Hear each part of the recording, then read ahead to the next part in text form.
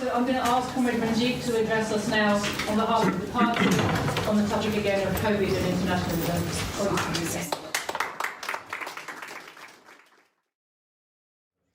Just reflect upon that for a second, because if we think about our comrades who have spoken from their countries and their experience, and as communists, and I'm speaking on behalf of the communists of Britain, and I think on behalf of the workers of Britain, who will stand with us, who do stand with us, and increasingly will come to us, to say that the experience of our comrades is precisely that.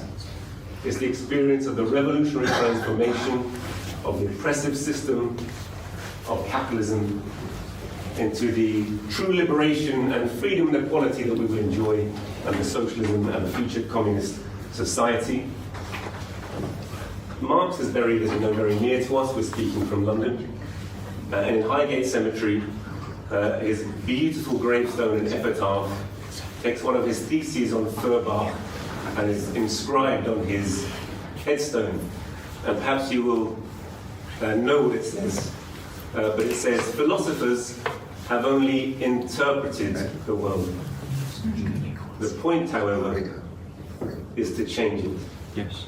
And so, without getting too emotional, I'm deeply inspired by the individual struggles. I know the history of each of your peoples well, of your liberating movements, and of the leaders of your liberation struggle. Comrade Kong, when you spoke so movingly about what you're doing now to help the people of the world, I can't help but reflect. I'm reading a book, for example, right now by Agnes Smedley, China's Great Road, which is the story of, forgive my pronunciation, so in the English we used to say Chute, now it's Zhude. Zhude. Thank you so much. So, a Chinese peasant coming from a poor background who managed to scrape together enough money from his family to go to school and then university, who ultimately liked physical education and went into the military, became a militarist, but was inspired by Sun Yat-sen. Sun Yat-sen, who was a leader of modern China, who saw the backwardness of feudalism, who saw the oppression of colonialism that had inflicted 100 years at that time, had become 150 years of colonial humiliation upon the Chinese people. China, which for much of the modern civilized world for the last 13,000 years, has been one of the dominant forces, has been one of the centers of civilization, had been 20 to 25% of the world economy, was forced low under the heel of imperialism, and the peasantry all over China suffered this, two huge mountains of oppression upon their back that led to them living a wretched and miserable existence.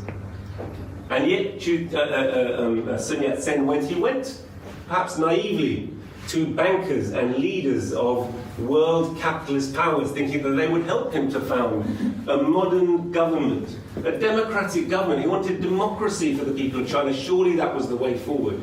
But he found one after another, they were not interested, they intrigued. They wanted simply to get the maximum surplus profit, the maximum profit from the people of China, to use the imperial system, to align themselves with the backward feudal system, to loot the people of China. This is what their interest was. Gunboat diplomacy, forcing opium on the people of China, forcing backwardness and benightedness on the people of China, and subjugating and colonializing, dividing China up. It was perhaps the last territory on earth that wasn't fully colonized by imperialism. And ultimately, Sun Yat-sen, and after him, Mao, and the great students who led that national liberation movement, Chu Tai, but also, of course, Sun Yat-sen and so many others who were the founding members of that party, realized that they couldn't look to Western democracy and Western ideas, that there was a higher form of struggle, that form of struggle had been shown to them by the October Revolution, by the Communist Revolution in Russia, and they looked, Sun Yat-sen looked, and after him, of course, the communists looked to Russia. They looked to the experience of the working class revolution that had risen up, that had freed the people of this benighted Tsarist empire, and had abrogated all of those unequal treaties towards China. And it was the great revolutionary movement of Mao Zedong, inspired by Marx, inspired by the October Revolution, that really led to the freedom of the people of China, to its entry onto the stage as a modern and dignified power that is able now to do so much for the people of the world. We applaud and we salute your struggle.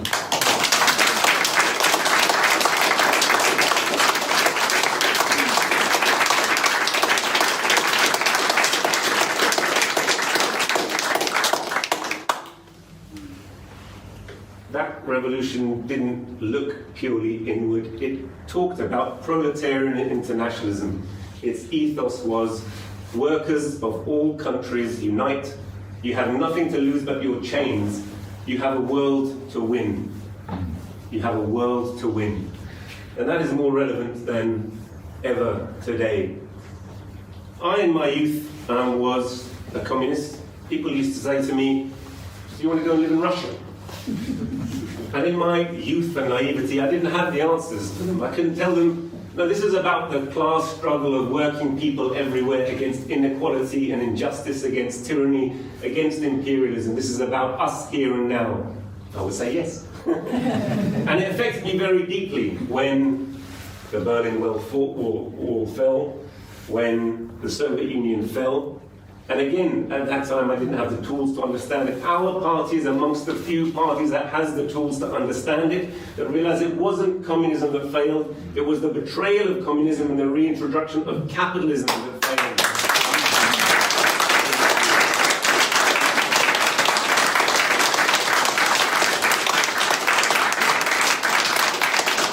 And it was particularly urgent a question to reclaim that ground when we look for solutions in the deep crisis that the world is facing today. Because without that clear direction, that understanding that communism, that socialism still represents the bright future of humanity, one would simply fall into the slough of despond, into depression, into irresolution, into nihilism. And in fact, not only would that happen, that is happening to our youth.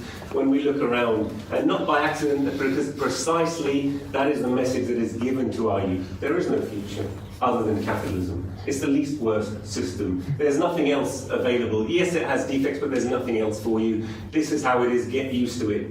And if then environmental crisis is unavoidable because we don't have the tools to change it, then surely the end is coming. And this is genuinely a philosophy which is kind of understood, espoused, and deeply affects the minds of workers and youth, even in one of the richest countries on earth today. Because if we come back to the pandemic and we talk about it, what has it really shown to us? I've been speaking a lot on social media, perhaps on Russia Today, on George Galloway's show, his Mother of All talk shows, which I recommend to you all, about the pandemic, what it's meant and how it's affected us. And really, you know, my main contention is that this pandemic, like other crises that are happening in the world, above all things, has held up a mirror in which can be revealed the physiognomy, the beliefs of the ruling caste in our world and in each individual country around the world today, and revealed in imperialism, a monster with all its hideous and grotesque features for all to see. But on the other hand, in the socialist countries, in those countries who say, what is the role of our government and our system to serve the people? It has shown what a starkly different world is possible, realizable, and achievable, not in some distant future, but here and now, on earth today, and in our country too.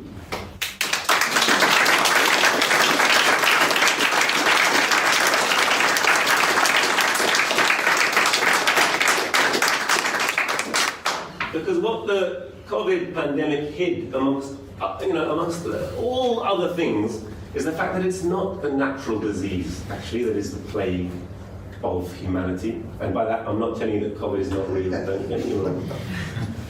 It's an economic disease. It's a pandemic, above all, of inequality. We live in a world which is so deeply divided, more deeply divided than any other before.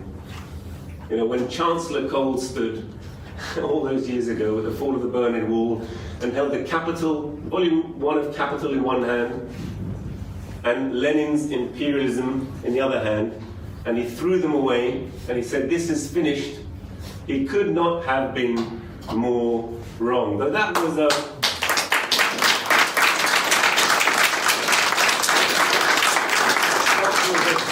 that was aimed at my heart, but at the heart of workers in his own country and throughout the world. They thought, with the fall of the Soviet Union, that we would be, as humanity, locked into their system of capitalist and wage slavery forevermore in perpetuity. How very wrong they were.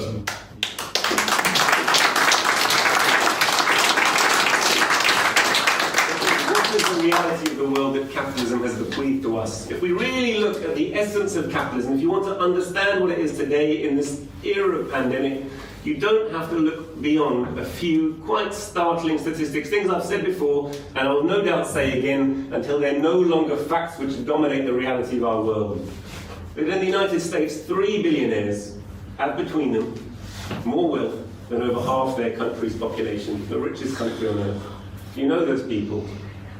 They're Bill Gates, they're Warren Buffett, and they're Jeff Bezos, and then sometimes Elon Musk. You know, they're fluctuating wealth of the stock exchange. But just three of them, have more wealth than half of their country. That in the world, the 8 richest billionaires have more wealth than half the planet's population. That's 3.75 billion human beings who live on the edge of penury and the edge of starvation. To imagine that it's possible to have stability, to imagine it's possible to have justice, equality, a meritocracy, a democracy, all of these are words, honeyed words of imperialism that are so far divorced from the reality as Earth is from heaven. The reality is we live in an incredibly unjust world. And the pandemic, far from changing that, has reinforced it, because the pandemic has actually hidden what is the major economic fact, which is the world economic crisis of overproduction, which struck in 2020, which meant the entire Wall Street economy basically collapsed, and Trump had to inject some $4 trillion into that economy to keep it afloat. Just as before him in 2009, Gordon Brown had injected hundreds of £850 billion, and the world injected 4.8 trillion to keep capitalism afloat. What is that if not economic engineering? We're told that socialism is unnatural. It's not a proper state of affairs because it doesn't let the free market reign. There's no such thing as the free market. It hasn't existed for over 100 years. We live under a system of monopoly capitalism. It holds sway over the entire world economy.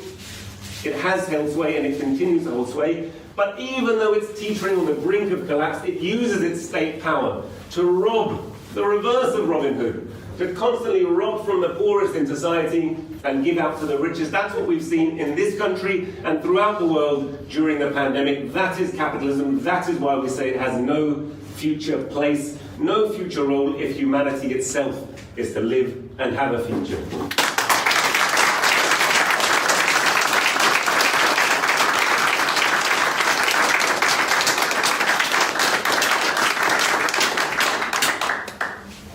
In Britain, in the 6th richest country on earth, perhaps as many as 1 in 2 of our children are malnourished or live in poverty. That's a startling fact. In terms of the pandemic, in Britain, we've had over 150,000 deaths, perhaps 170,000 deaths. Those are real deaths, and they've hit the poorest and most marginalised communities hardest. They've hit the frontline workers of our health system which has faced repeated privatisation, attacks and privatisation, precisely because capitalism in crisis can leave no stone unturned in its search for extracting the maximum of profit in order to keep itself afloat. It is a law of its existence. It cannot help but do so. Whether under a Labour or a Conservative administration, whilst capitalism exists, it cannot help but suck the lifeblood from its own workers and even more the workers of other countries overseas. That's why we're perpetually involved in wars. And yet, imperialism, as our comrades have taught us, lifts rocks to drop them on their own feet. Imperialism is failing. We've seen that 20-year occupation of Afghanistan come to a juddering halt, not because of the great economic might of Afghanistan as a nation, but because of the absolute injustice of the cause of US imperialism, of its barbarity in murdering well over 100,000 Afghanis, in pumping $3.5 trillion into a 20-year project of occupation and destruction of a country in the Middle East that formerly was a progressive and socialist country, purely to attack socialism and use it as a base for attacking the Soviet Union. And yet, despite the targeting and isolation of the formerly progressive and socialist leadership, despite the fact that the leadership was taken by a religious movement that wouldn't be a natural ally of ours, that wouldn't be the ideology we prescribe for the people of Afghanistan. The main point was they refused. Nothing, in the words of Ho Chi Minh, is more precious than independence and freedom.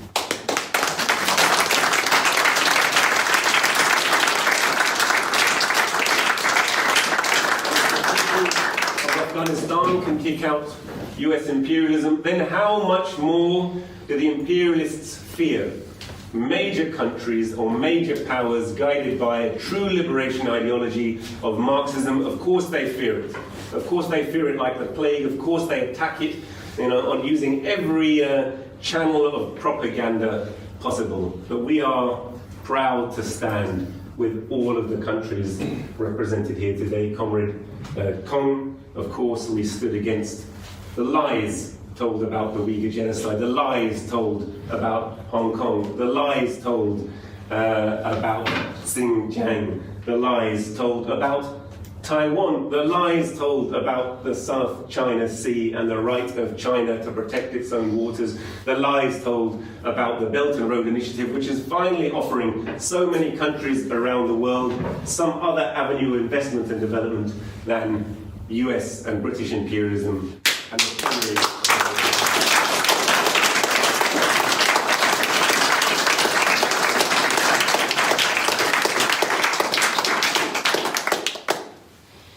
A comrade from Cuba.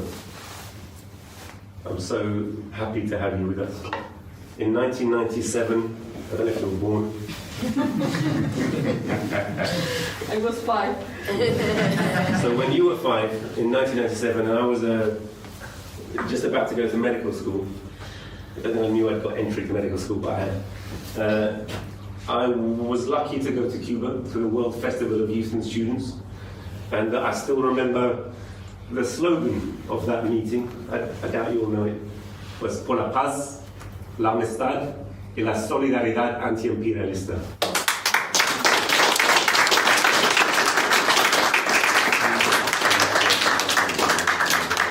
Peace for friendship and anti-imperialist solidarity. And at that time, the Soviet Union had recently fallen, and there were energy problems and crisis in Cuba. Yet the people made a real sacrifice. They actually put up with a blackout for several days a week in order to generate the fuel necessary to generate, to have this huge delegation from across the world come and visit their country, to run the buses to take us to venues. We were put up in families. I'm still in touch with Nancy Juanita in Cuba. And I remember that a child coming to me and literally singing across the fence, "Delegado, delegado," because we were delegates at this World Conference of youth and students, and they were so happy to break the isolation of the blockade that US sought to strangle since the Cuban Missile Crisis, 1962. Yes. 1962. How many years is that? Almost 60 years. 60. 59 years. Yeah. US has sought to strangle this tiny island of Cuba. Why did they fear it? For the same reason that they sought to strangle, and unfortunately did successfully strangle, that tiny island in the Caribbean. Grenada. Do you remember Morris Bishop? Do you remember the New Jewel movement? Do you remember the beautiful words and the things they did to uplift their people? A tiny country as it was. Why was it a threat? In the English-speaking world, 100,000 people only. Yeah. But they're close ties to the US proletariat, the British proletariat, the English-speaking proletariat, to give a revolutionary example, how they fear our revolutionary example. You're absolutely right.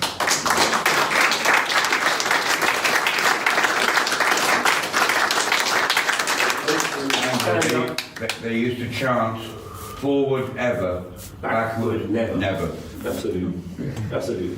In English, that's what freaked out the Americans. Absolutely. And they fear their example. And it's the same reason they apply discrimination towards our party and ideology, that it cannot be kept down. So and talking of internationalism, I was inspired by Norman Bethune, who, I won't go into his history, but he was a surgeon from Canada who came and fought and served with the 8th Route Army, with the Chinese Communist Army in China, and died. And Mao Zedong wrote a beautiful, it's part of his red book, a beautiful speech on internationalism. Why would a man come from Canada and make common cause with us? And similarly, one of the greatest figures of the revolution, not the greatest, but one of the greatest figures, comrade Che Guevara, Yes. who came from another country. People don't even realize he's Argentinian, a medical student like myself. And who, From of course, Venezuela. died today. And whose death at the hands of the Bolivians, because having made revolution, rather than sit pretty in Cuba, not that it was sitting pretty, but struggle in Cuba with a position and power, he so felt the urgent need to spread the revolution to the Latin American masses that he went to Bolivia, unfortunately was caught and put to death, we know, at the hands of the CIA and the local Comprador regime. So we salute that heroic spirit of internationalism that really says we are all fighting together on the same front line against imperialism.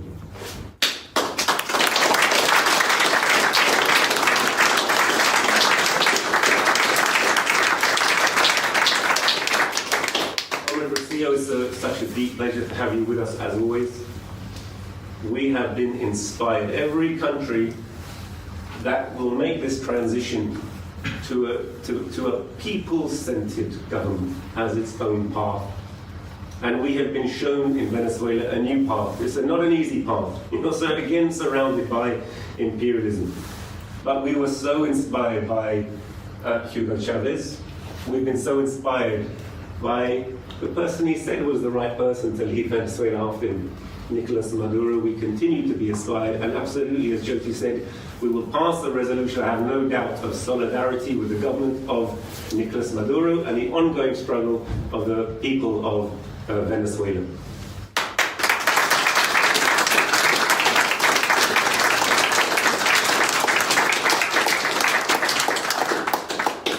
They fear our revolutionary ideology in action. They fear us putting the working people in power. They fear the agency of the masses. Nicolas Maduro took the time out amidst all of the struggles he's facing, amidst the sanctions, amidst the illegal seizing of 1.1 billion of gold bullion, the wealth of the people of Venezuela held in a British bank, that our government, you'll never guess who, our Jeremy Hunt, the very same person who's been attacking the NHS, attacking the junior doctors, was the very person who went to the United States and made a cozy deal to deprive the Venezuelans of their gold, their wealth, the people of their wealth, trying to starve them into submission, to stop their revolution into practice, has the arrogance to appoint a president. They talk of democracy. My father often used to tell this fable of the emperor who loved the dragon. Many of you will know it. Emperor loved the dragon. He had the dragon painted everywhere on his palace. The dragon looked at the emperor and thought, this emperor loves me so much, I must go and pay him a visit. Dragon turned up in front of the emperor to greet him. The emperor was frightened to death and had his guards kill him. And this explains the relationship between imperialism and democracy.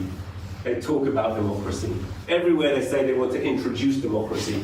When they finally see democracy, when for once as the exception rather than the rule, the very bourgeois democratic process of democracy, of elections, which is meant to cement and guarantee the right and power and privilege of the comprador elite and the US, who, let's not forget, in the Monroe Doctrine, ascribe to themselves the right to the whole of Latin America as their Lebensraum, as their back door, as their backyard, whatever you want, as their sphere of influence, as their territory, their colony. Spain, get out. We fought the Spanish-American War, it's ours now. No. They ascribe themselves the right to appoint you a new president. When they see democracy, they are scared to death of it, and they want to destroy it. And this succinctly describes their relationship and their foreign policy towards your country, which is not, truly dictated by their desire to protect human rights. It's directed by their desire to steal your wealth. You say that you are having difficulty feeding your people. By rights, you're one of the richest nations on earth. We know that Venezuela, the Orinoco oil fields, sits upon more oil than any other country on earth. It's that desire to get their hands on that oil that motivates their aggressive policy to Venezuela, just as surely as it motivated their policy towards Iraq, Iran, Afghanistan, and so many other countries. We are not fools.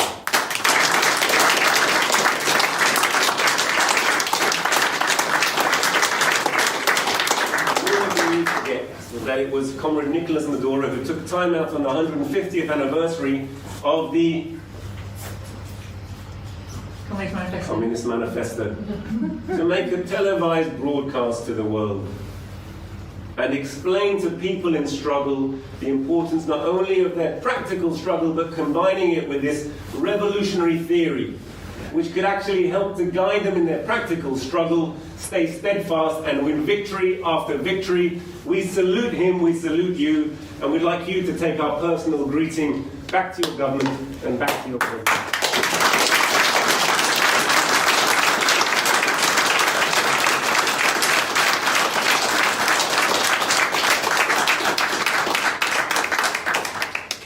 And Comrade José Morales, your beautiful speech was a tour de force. It's very hard to speak when you've said so much and exposed the character of imperialism. It was Mao again who said, women hold up half the sky. If we are unable to mobilize working class women, we are unable to mobilize our people for an effective and lasting revolutionary struggle, period. This is the lesson of every successful revolutionary struggle, starting with October and not ending, but continued in all of your struggles, in all of your countries, and we salute you for this too.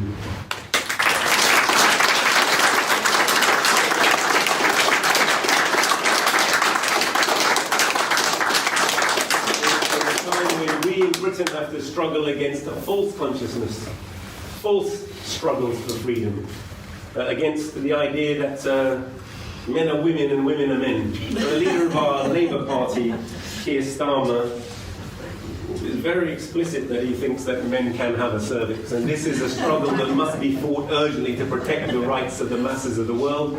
How far divorced is this from the fact that in our world today, 1 billion people are essentially starving. 1 billion people lack access to clean drinking water. Every year, 30 million children die from malnutrition and related diseases. Probably 40 million human beings die every year, essentially from poverty. But this is not important. We must fight for the right of men to declare that they have a cervix.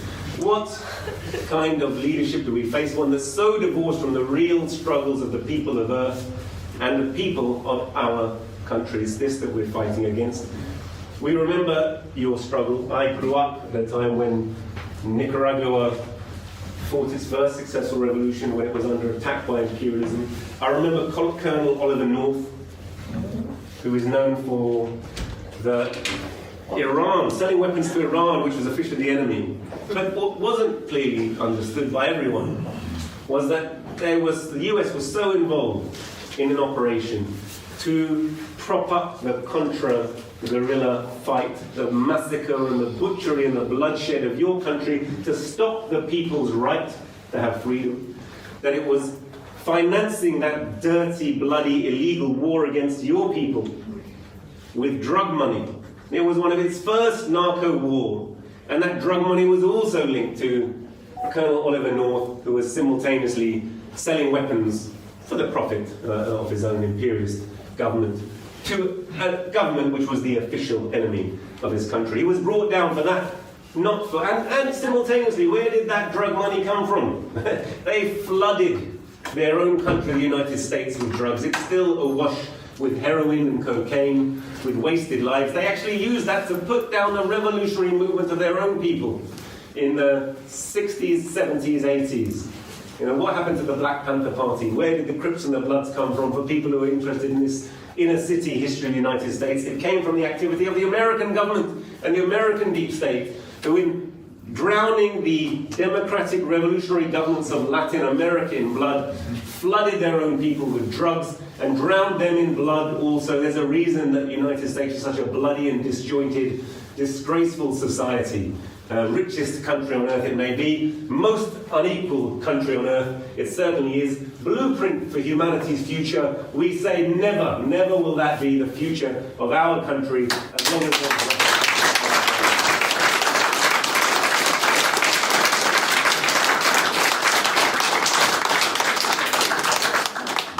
going to wind up and finish. I hope, and perhaps I haven't touched enough on the corona pandemic, but really the corona pandemic is real. Natural disasters are real. You know, in Ethiopia, when we grew up and there was a famine in Ethiopia, there was nothing natural about that. There was nothing natural about that. It was a consequence of property relations. Ethiopia was exporting flowers. Ethiopia was exporting food at the time. They had a mass starvation of their marginalized people. When we ask, is there democracy, we must ask, is there democracy for which class? Yeah. In the countries represented here, the working people are in command. As a result of the working people being in command of their actual economy, they responded to the pandemic by looking after their people, putting the people first, and they had historically low death rates from the pandemic. In China, 7,000 people have died of 1.4 billion. It's less than 0.05% of 1% of the population. I mean, that deserves around...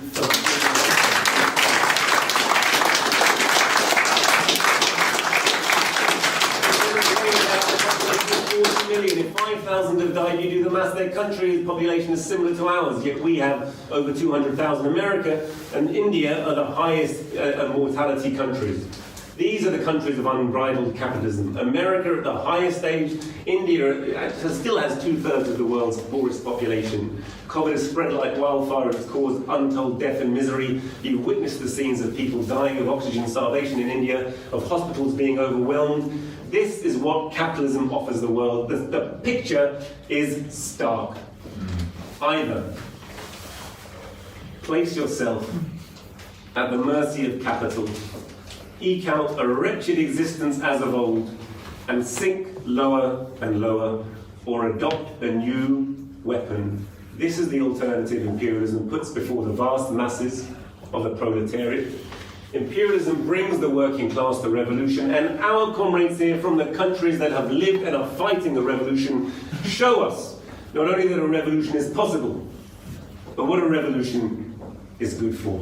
So join us. Join us.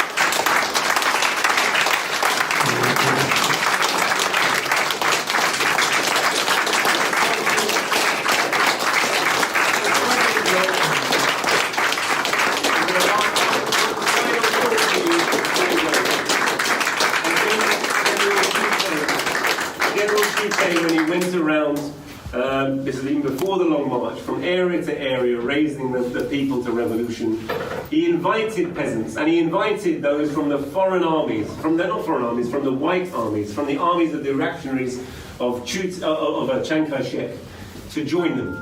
And he said, we have nothing to offer you but to taste with us the bitterness of struggle. The bitterness of struggle is long. It is not going to be over in a day, but there is no other future. We invite everyone to join with us. It's a hard road. It's a true road. It's a road which will lead to liberation and salvation for us, for our planet, for the environment, for our youth, for our children, for all nations, all classes, and both sexes. So join with us. Make common cause. A better world is possible.